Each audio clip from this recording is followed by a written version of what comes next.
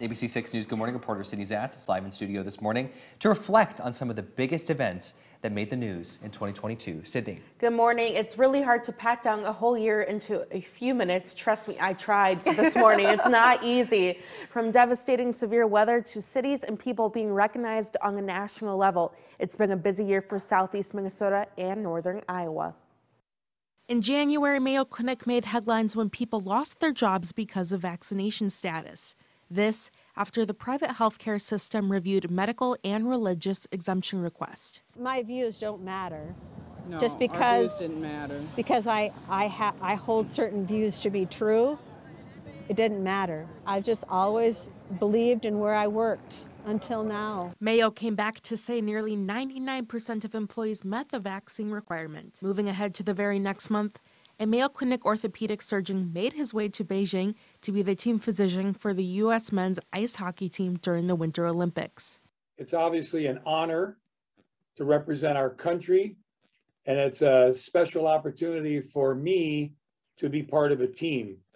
We really do work very closely together. We help each other out. Come spring, Mayo Clinic Rochester was named the #1 hospital in the world by Newsweek. The Jacksonville and Phoenix clinics also made it into the top 100.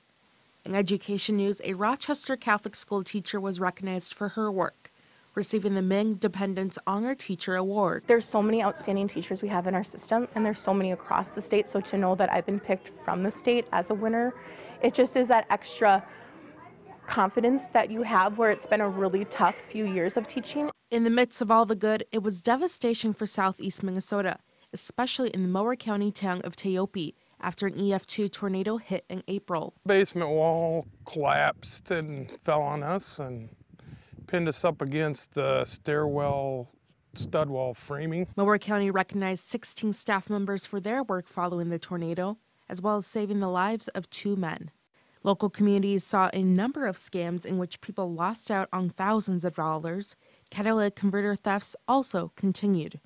Another issue for police, a number of overdose-related calls, and fentanyl became a major problem across the country. This led to the Clear Lake Community School District discussing the possibility of Narcan in schools, and Rochester Public Schools voting to implement the anti-overdose medication in all of the district's high schools. However, there were plenty of other events this year to lighten the mood. RAGBRAI, the Register's great bicycle ride across Iowa, made its way through Mason City. There were a whole lot of county fairs and Rochester Fest, which kicked off with the 34th annual breakfast hosted at Garland Dairy Farm. That wasn't the only event at the farm. Country superstar Luke Bryan performed there in September, his only Minnesota stop on his 2022 farm tour. One last notable moment of 2022, the blizzard conditions we saw earlier this month, creating high winds and extremely dangerous temperatures. 2023 is just days away. Who knows what this next year will bring? In studio, Sydney Zatz, ABC 6 News. Good morning. I'll see you next year.